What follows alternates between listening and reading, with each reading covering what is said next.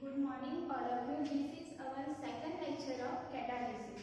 In last lecture हमने catalysis पढ़ा था, उसमें फर्स्ट देखा था कि catalysis हम किसके लिए यूज करते हैं, मतलब catalysis क्या है। तो जो फिनोमिना है रिएक्शन रेट इंक्रीज करने के लिए हम क्या यूज करते हैं, reaction rate increase by catalyst. तो रिएक्शन रेट इंक्रीज करने के लिए हम क्या यूज करते थे, कैटालिस्ट। एंड जो कैटालिस्ट हम यूज करके मतलब with the help of catalyst हम रिएक्शन रेट इंक्रीज कर सकते हैं। जो वो फिनोमिना है हम इसे क्या बोलते हैं, catalyst. The phenomena in which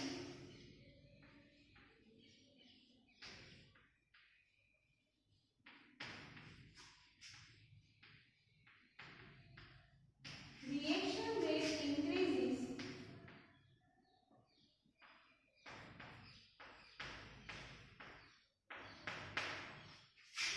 with the help of catalyst।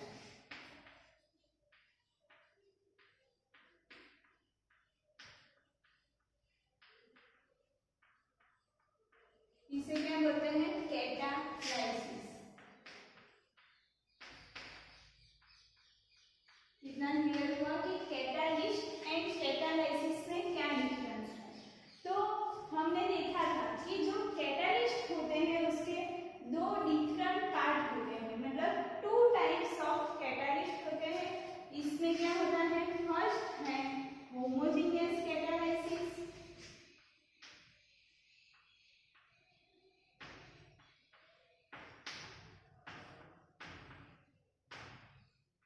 And second था क्या था, हेटेरोजेनियस कैटालाइसिस।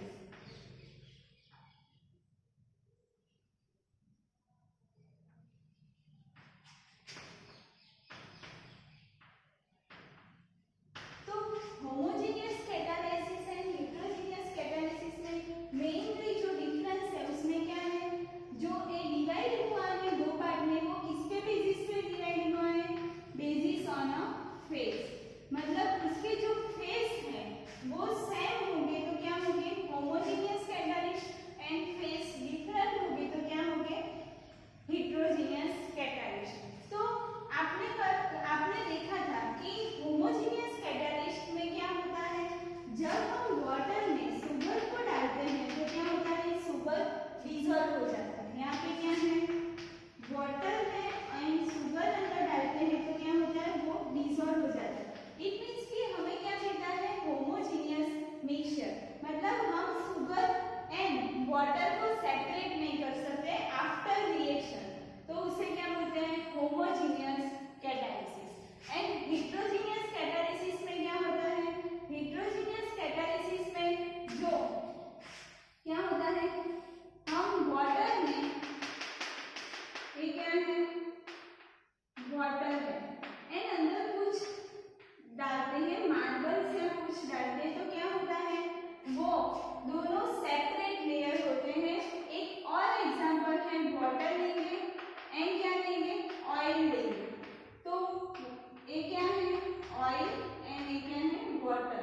तो ऑयल एंड वाटर का हमें क्या मिलेगा, सेपरेट लेयर मिलेंगे, उसे क्या बोलते हैं, हेटेरोजेनियस कैटालिसिस। इतना क्लियर हुआ।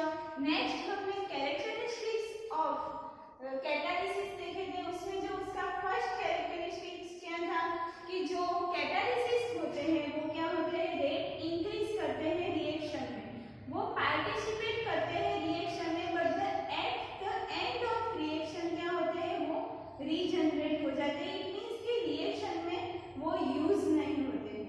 इतना क्लियर हुआ। देन हमने देखा था कि होमोजेनियस एंड हेटेरोजेनियस का डिफरेंस। तो एक बार हम रिवाइज कर लेते हैं।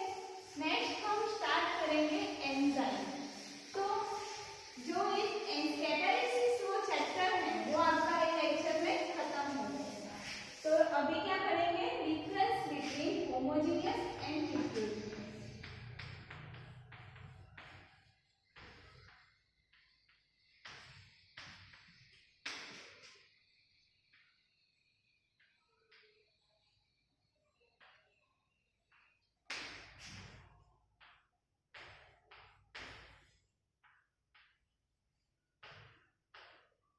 जो ये होमोजीनियस एंड हिट्रोजीनियस कैटालिसिस वाला जो क्वेश्चन है वो आपका इम्पोर्टेंट क्वेश्चन है। तो क्या फर्स्ट है homogeneous.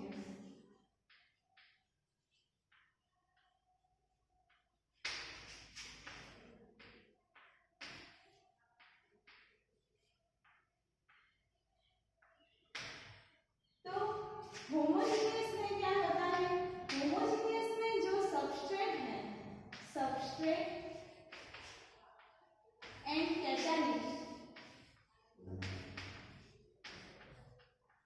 Are in a same phase.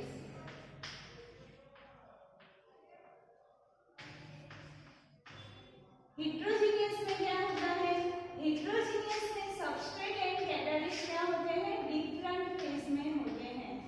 Substrate and catalyst in a different phase.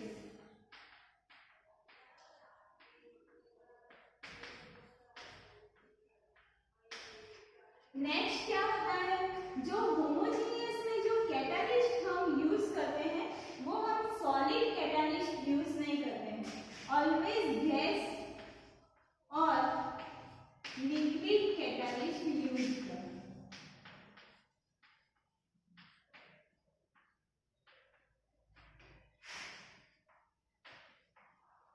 Not solid. इतना क्लियर हुआ। एंड इसमें क्या है, जो कैटालिस्ट होते हैं वो क्या होते हैं, always solid, not liquid and gas.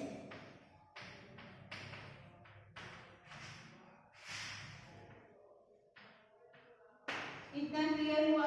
Then homogeneous catalyst में मेनली जो है वो क्या है, उसका जो रेट होता है वो डिपेंड नहीं होता है कैटालिस्ट की सरफेस एरिया पे।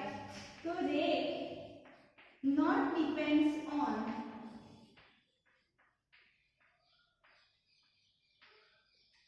surface area of catalyst।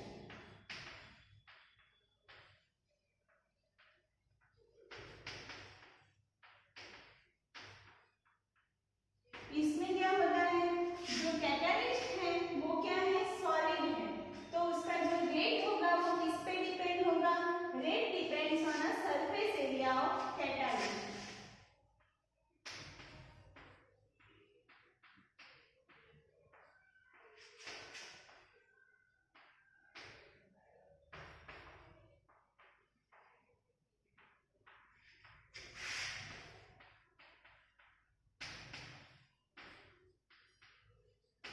Clear हुआ। देन होमोजेनियस कैटालिस्ट में क्या होता है, होमोजेनियस मिक्सचर मिलता है। इट मींस कि जो मिक्सचर है उसमें जो दोनों सबस्ट्रेट एंड कैटालिस्ट एक दूसरे में क्या हो जाते हैं, डिसॉल्व हो जाते हैं, इसलिए इजीली हम सेपरेट नहीं कर सकते, कैन नॉट इजीली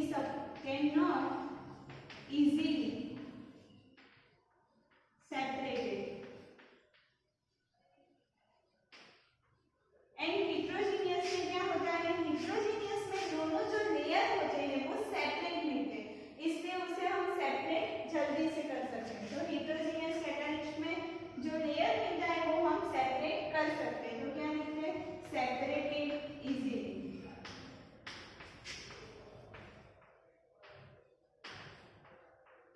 इतना क्लियर हुआ कि होमोजीनियस एंड हिट्रोजीनियस कैटालिस्ट में क्या डिफरेंस है। तो होमोजीनियस में क्या है, होमोजीनियस में जो सबस्ट्रेट होता है एंड कैटालिस्ट होता है वो सेम फेज में होते हैं, एंड हिट्रोजीनियस में क्या होते हैं, हिट्रोजीनियस में जो catalyst and substrate different phase में होते हैं। फिर होमोजीनियस में जो गैस एंड लिक्विड कैटालिस्ट हम यूज करते हैं, बट हिट्रोजीनियस में क्या होता है, हिट्रोजीनियस में हम ऑलवेज सॉलिड कैटालिस्ट यूज करते हैं। होमोजीनियस में जो रेट होता है वो डिपेंड करता है surface area of a catalyst, मतलब जो सरफेस एरिया होती है कैटालिस्ट की उस पर डिपेंड करता है। एंड हिट्रोजीनियस में क्या होता है, हिट्रोजीनियस में जो रेट है वो डिपेंड करता है surface area of a catalyst. Because जो कैटालिस्ट हम लेते हैं वो सॉलिड लेते हैं हेट्रोजीनियस में, इसलिए वो डिपेंड करेगा। एंड होमोजीनियस में हम कैटालिस्ट सॉलिड नहीं लेते हैं, इसलिए वो डिपेंड नहीं करेगा। देन नेक्स्ट है कि होमोजीनियस में जो होमोजीनियस मिक्सचर मिलता है, इसलिए हम उसे इजीली सेपरेट नहीं कर सकते हैं। एंड हेट्रोजीनियस में हम क्या करते हैं, इजीली सेपरेट कर सकते हैं। तो इन लास्ट लेक्चर हमने होमोजीनियस एंड हेट्रोजीनियस का एग्जाम्पल देखा था। अब नेक्स्ट हम जो टॉपिक पढ़ेंगे वो क्या है, एंजाइम्स। तो जो एंजाइम होता है वो क्या होता है, एंजाइम एज एक बॉडी में एक प्रोटीन मॉलिक्यूल होता है, वो हम पढ़ेंगे कि एंजाइम बॉडी में कैसे वर्क करता है।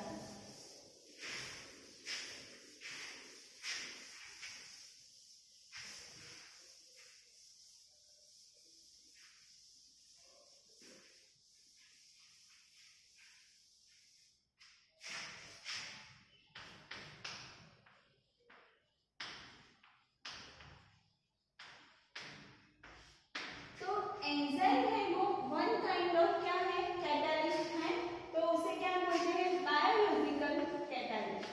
एंजाइम क्या है, बायोलॉजिकल कैटालिस्ट। एंजाइम क्या है, बायोलॉजिकल कैटालिस्ट। तो ह्यूमन बॉडी में क्या होता है, अपनी जो बॉडी है उसमें सेवरल रिएक्शन पॉसिबल है। इन ह्यूमन बॉडी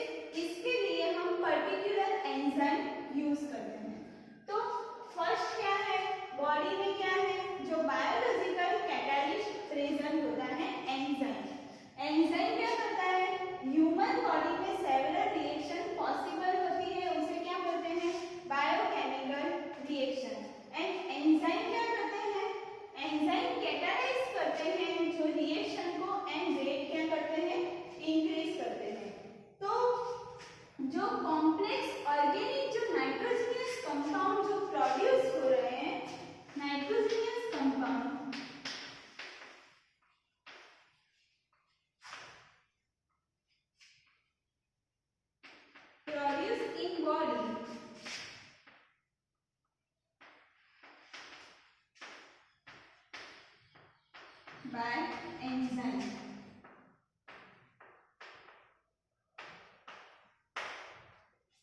तो जो नाइट्रोजनियस कंपाउंड प्रोड्यूस होते हैं बॉडी में, वो मेनली किसके लिए, मतलब मेनली इसके लिए कौन रिस्पॉन्सिबल है, जो प्लांट होते हैं, मतलब बॉडी में हम प्लांट डालते हैं, मींस कि हम जो वेजिटेबल खाते हैं तो हमें क्या मिलता है, नाइट्रोजनियस कंपाउंड, मतलब बहुत सारे जो मिनरल्स मिलते हैं उसे हम क्या करते हैं कि nitrogenous compound produce in body by enzyme.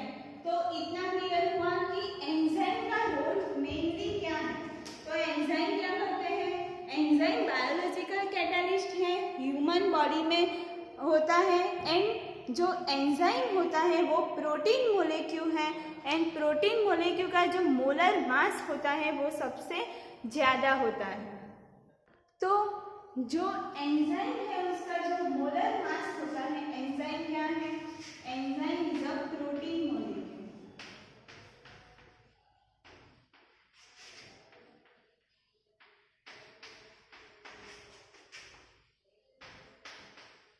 And उसका जो मोलर मास होता है वो क्या होता है, मोलर मास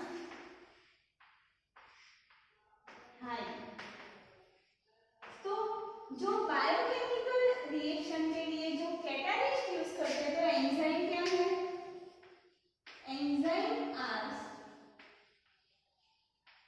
बायोकेमिकल कैटालिस्ट।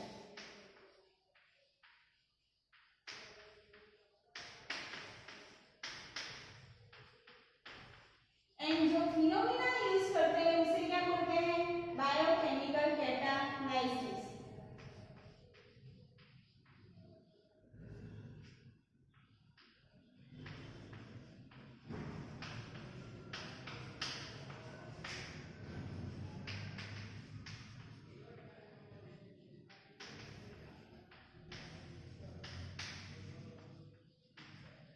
इतना क्लियर हुआ कि जो एंजाइम होते हैं वो क्या होते हैं? बायोकेमिकल कैटालिसिस होते हैं। एंड जो फिनोमिना हम यूज करते हैं उसे क्या बोलते हैं? Biochemical catalysis. तो जो एंजाइम होता है वो बॉडी में प्रोटीन मॉलिक्यूल होता है। एंड प्रोटीन मॉलिक्यूल क्या होते हैं? उसका जो मोलर मास होता है वो बहुत ही हाई होता है। अब एंजाइम जो पर्टिकुलर रिएक्शन के लिए पर्टिकुलर एंजाइम यूज होते हैं वो हम वन बाय वन एग्जाम्पल से समझते हैं। तो उसका जो फर्स्ट एग्जाम्पल है वो क्या है? Cane sugar, inversion of cane sugar.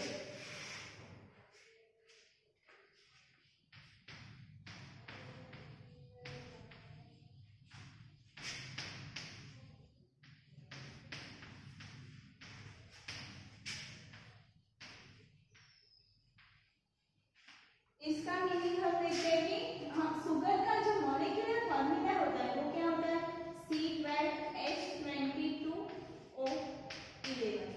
उसमें क्या लेंगे? एक इसका है कैन शुगर का, उसमें हम क्या डालेंगे? वाटर डालेंगे। तो क्या होता है? इसमें जो एंजाइम यूज होता है वो क्या होता है? इन्वर्टेज एंजाइम यूज होता है। इन्वर्टेज जो यूज हुआ उसे क्या बोलते हैं? एंजाइम। इतना क्लियर हुआ? एक इसका है शुगर का।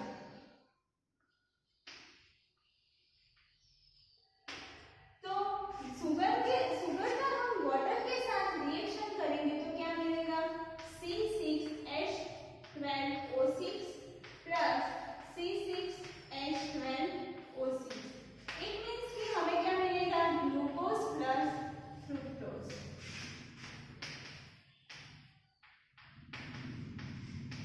तो यहाँ पे हमने देखा कि उसका जो हेडिंग है वो क्या है? Inversion of cane sugar. इसका मीनिंग क्या हुआ कि जब शुगर है उसमें क्या होता है? क्लॉकवाइज रोटेशन होता है। एंड जब हम इन्वर्टेज एंजाइम यूज करते हैं एंड जो प्रोडक्ट मिलती है उसका जो रोटेशन है वो एंटी क्लॉकवाइज हो जाता है, इसलिए उसे क्या बोलते हैं?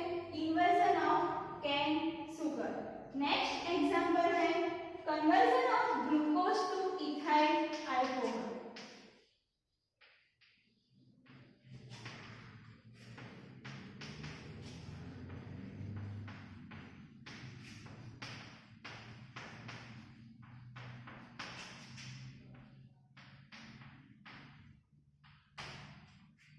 तो जो ग्लूकोज होता है C6H12O6 उसमें से क्या फॉर्म होता है? Ethyl alcohol. तो कैसे फॉर्म होगा? C6H12O6 उसमें से हमें क्या बनाना है? Ethyl alcohol. एंड क्या गुण होगा? 2CO2। तो ग्लूकोज में से जो इथाइल अल्कोहल बन रहा है वो प्रोसेस जिस एंजाइम से हो रहा है उसे क्या बोलते हैं? जाइमेस। तो क्या है? जाइमेस एज क्या है? जाइमेस क्या है? एंजाइम। एंड जो रिएक्शन है वो पार्ट लेता है और एंड क्या फॉर्म करता है? ग्लूकोज को इथाइल अल्कोहल में कन्वर्ट करता है। देन नेक्स्ट एग्जांपल है ऑक्सीडेशन ऑफ इथेनॉल।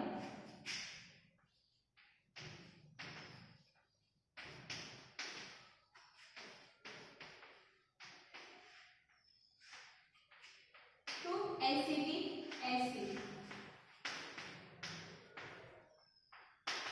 तो एसिड में। एंड जो एंजाइम यूज होता है उसे क्या बोलते हैं, माइकोडर्मा एसिटस। तो कौन सा एंजाइम यूज होता है, C2H5OH। इथेनॉल में से क्या फॉर्म होता है, एसिटिक एसिड। क्या होता है acetic acid, CH3COOH plus H2O। And जो एंजाइम यूज होता है वो क्या होता है, माइकोडर्मा एसिटेज।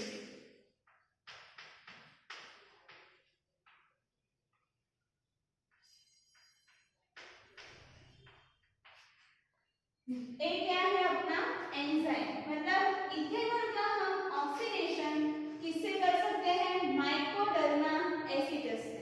तो फर्स्ट एग्जांपल क्या है, cane sugar, inversion of cane sugar. तो उसमें क्या है, शुगर में से जो प्रोडक्ट मिल रही है वो क्या है, glucose plus fructose. It means कि जो उसमें एंजाइम यूज हो रहा है वो क्या है, इन्वर्टेज एंजाइम। एंड जो पूरी रिएक्शन हो रही है उसमें शुगर में से ग्लूकोज एंड फ्रुक्टोज बन रहा है। तो इन स्टार्टिंग रिएक्शन हम जब शुगर लेंगे तो उसका जो रोटेशन था वो क्या था, क्लॉकवाइज रोटेशन। तो क्लॉकवाइज रोटेशन है आफ्टर द रिएक्शन, मतलब एंजाइम क्या यूज करते हैं, इन्वर्टेज एंजाइम। तो आफ्टर रिएक्शन जब ग्लूकोज एंड फ्रुक्टोज फॉर्म होगा तो उसका जो रोटेशन है वो क्या हो जाएगा, इन्वर्स हो जाएगा। इट मीन्स कि उसका जो पहले क्या मिलता था, क्लॉकवाइज रोटेशन मिलता था, अब क्या मिलेगा, एंटी क्लॉकवाइज। तो उसे क्या बोलते हैं, inversion of cane sugar. Next example है conversion of glucose to ethyl alcohol. तो ग्लूकोज में से इथाइल अल्कोहल जो फॉर्म हो रहा है वो किस एंजाइम से हो रहा है, जाइमेज एंजाइम। मतलब जाइमेज एंजाइम यूज करके हम ग्लूकोज में से इथाइल अल्कोहल फॉर्म कर सकते हैं।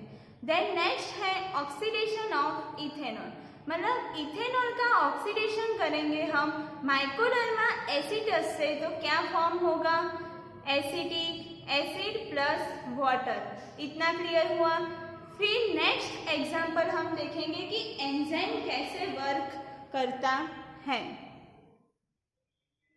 तो एंजाइम का एक फेमस एग्जाम्पल है कि एंजाइम किसमें यूज होता है। तो घर में हम जो मिल्क में से कन्वर्ट करते हैं curd, milk convert into curd, तो क्या यूज करते हैं, लैक्टिक बेसिली।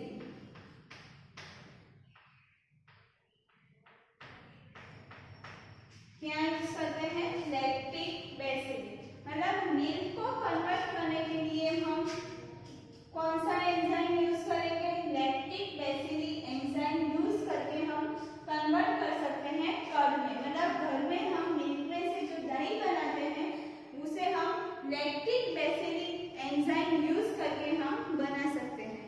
तो हमने जो एग्जाम्पल देखे उसमें क्या थे, पर्टिकुलर रिएक्शन के लिए पर्टिकुलर एंजाइम यूज होता था। तो डिफरेंट एंजाइम डिफरेंट रिएक्शन के लिए यूज होता है। नेक्स्ट हम देखेंगे कि कैरेक्टरिस्टिक्स ऑफ एंजाइम। तो फर्स्ट कैरेक्टरिस्टिक्स ऑफ एंजाइम क्या है, enzyme do not disturb the final state of equilibrium of reversible reaction. मतलब जो रिवर्सिबल रिएक्शन होती है एंजाइम में क्या होती है, एंजाइम एज अ ए में से जब बी प्रोडक्ट फॉर्म होता है, बी में से ए प्रोडक्ट फॉर्म होता है, इसकी क्या है, एंजाइम दोनों साइड इक्वली वर्क करता है। मतलब फॉरवर्ड एंड बैकवर्ड इक्वली वो वर्क करता है। नेक्स्ट जो कैरेक्टरिस्टिक्स है वो क्या है, रेट ऑफ रिएक्शन होता है वो प्रोपोर्शनल होता है कंसंट्रेशन ऑफ अ एंजाइम। मतलब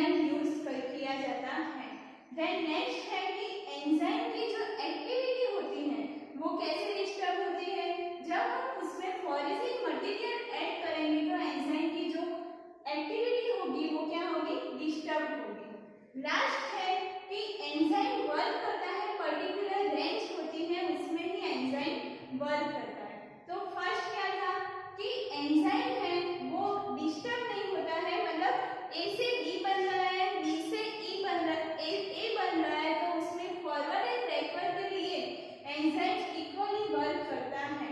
देन नेक्स्ट है जो उसका रेट होता है वो किस पे डिपेंड होता है, concentration of a enzyme. Then जो उसकी ऑप्टिमम टेम्परेचर है, जो उसकी एफिशिएंसी होती है वो क्या हो जाती है, बहुत ही मैक्सिमम हो जाती है। यूवी रेज को हमें डिस्ट्रॉय करने के लिए क्या यूज करते हैं, एंजाइम। कैटालिटिक एक्टिविटी होती है जो एंजाइम की, तो एंजाइम की एक्टिविटी हमें डिस्टर्ब कैसे कर सकते हैं, तो disturb by adding the foreign material, मतलब फॉरेजिन मटेरियल ऐड करके, फॉरेजिन सब्सटेंस ऐड करके हम उसकी कैटालिटिक एक्टिविटी डिस्टर्ब कर सकते हैं। लास्ट है कि एंजाइम कैसे वर्क करता है, तो एंजाइम कोई पर्टिकुलर रेंज में ही वर्क करता है।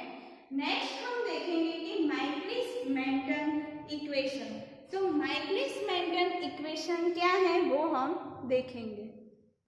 तो माइकलिस मेंटन इक्वेशन है, उसमें जो फर्स्ट हम क्या यूज करते हैं, एंजाइम। तो एंजाइम क्या है, E is equal to enzyme. Next क्या है, सबस्ट्रेट। एंड जो उसमें जो कॉम्प्लेक्स फॉर्म होगा वो क्या है, PS। इसे क्या बोलते हैं, कॉम्प्लेक्स। एंड जो कॉम्प्लेक्स फॉर्म हुआ है उसे हम क्या बोलेंगे, प्रोडक्ट।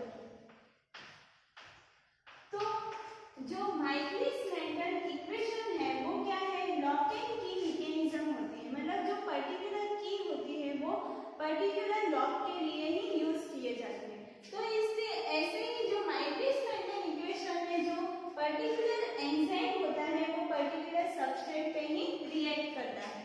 तो फर्स्ट देखेंगे मैथमेटिकल, इससे देखेंगे कि कैसे वर्क करता है। तो यहाँ पे क्या है,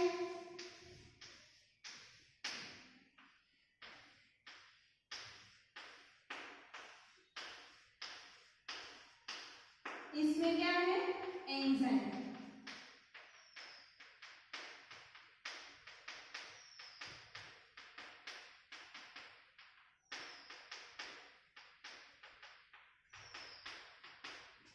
तो ये क्या है, एंजाइम है। एंड कितने एंजाइम है, टोटल नंबर्स ऑफ एंजाइम कितने हैं, 15। तो जो टोटल एंजाइम साइट कितनी है अपनी, 15। तो हम देखेंगे कि टोटल नंबर ऑफ साइट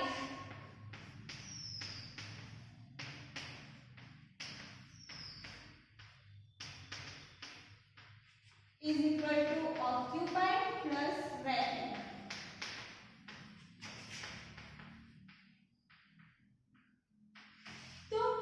जब हम T इज इक्वल टू 0, मतलब हमने जब रिएक्शन स्टार्ट नहीं की है, तो टाइम 0 से हमने रिएक्शन देखा कि जब हम एंजाइम है उसमें कोई भी सबस्ट्रेट अटैच नहीं है। इसका मीनिंग क्या हुआ कि जो टोटल नंबर ऑफ साइट कितनी है, occupied total number of site अभी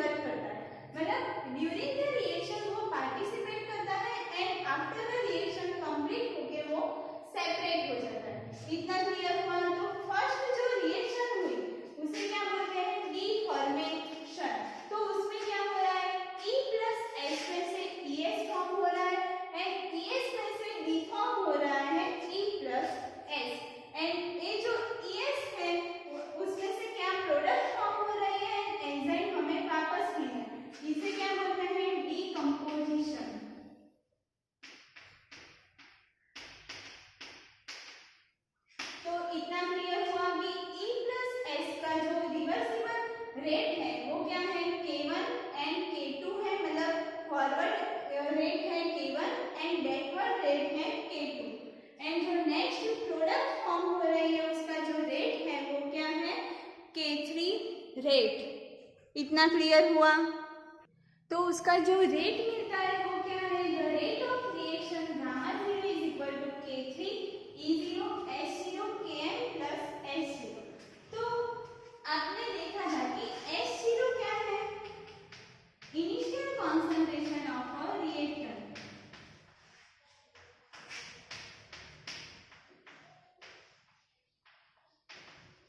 इसका मीनिंग क्या हुआ कि जब रिएक्शन स्टार्ट होती है तब उसका जो कंसंट्रेशन है उसे क्या बोलते हैं?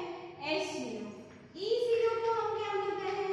Initial concentration of a enzyme.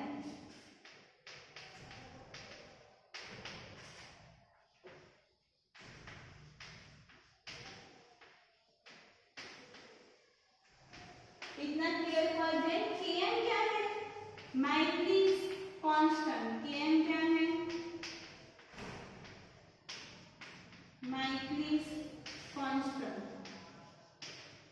अब Km का जो इक्वेशन होता है, Km कैसे हम लिख सकते हैं? तो लास्ट जो दो रेट होते हैं K2 plus K3 divided by क्या होता है? K1।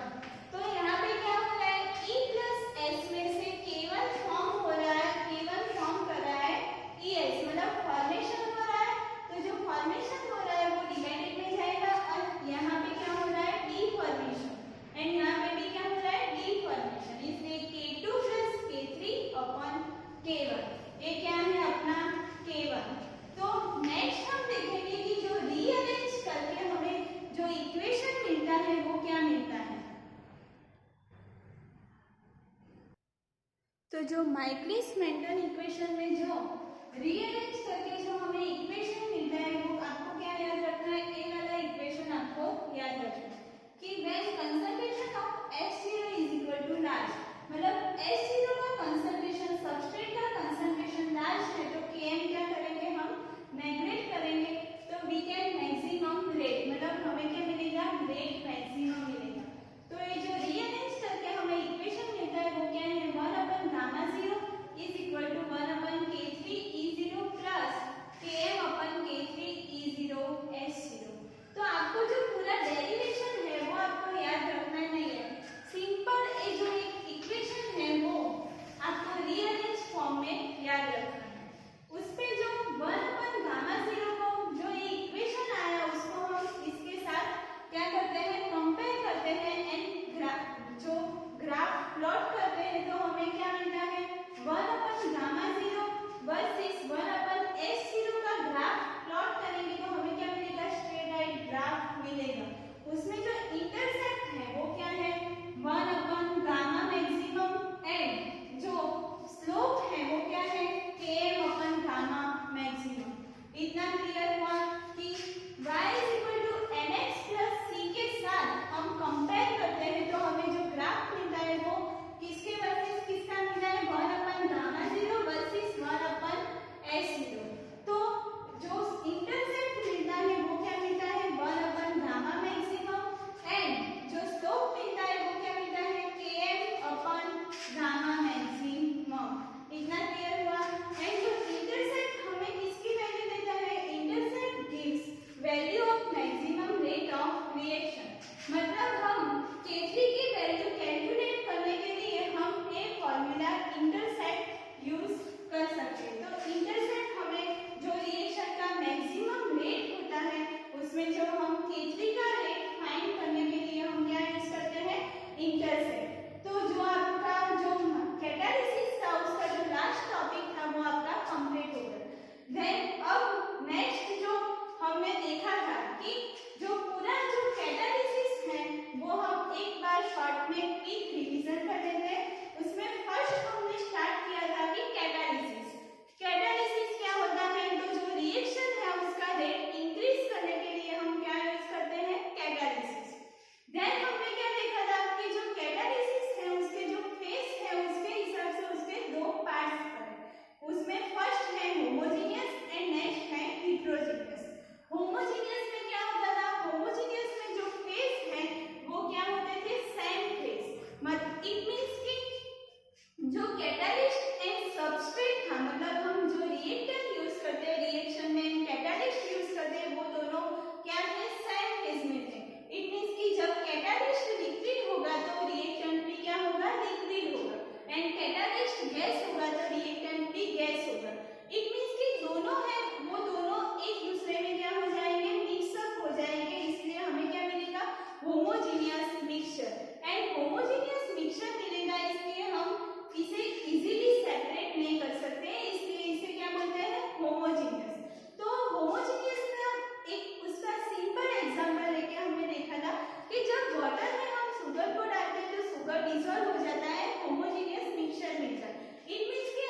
वाटर में से शुगर को फिर से अलग नहीं कर सकते, इसलिए इसे क्या बोलते हैं, होमोजीनियस। हेट्रोजीनियस का जो एग्जांपल था, हेट्रोजीनियस में क्या है, हेट्रोजीनियस में जो रिएक्टेंट है एंड जो कैटालिस्ट है वो दोनों का जो फेस है वो क्या होता है, डिफरेंट फेस होता है। इट मींस कि जब कैटालिस्ट सॉलिड होगा तो जो रिएक्टेंट होगा वो क्या होगा, लिक्विड एंड गैस भी हो सकता है। मतलब दोनों हम जो लेयर है वो दोनों हम सेपरेट कर सकते हैं। तो उसका एक एग्जांपल था कि जब हम वाटर में ऑयल को डालते हैं तो ऑयल क्या होता है, ऑयल एंड वाटर का दोनों का सेपरेट लेयर फॉर्म होता है, इसे हम क्या बोलते हैं, हेट्रोजीनियस कैटालिसिस। नेक्स्ट हमने क्या देखा था, कैरेक्टरिस्टिक्स ऑफ कैटालिसिस। मतलब जो कैटालिसिस है वो क्या करते हैं, रेट ऑफ रिएक्शन इंक्रीजेस।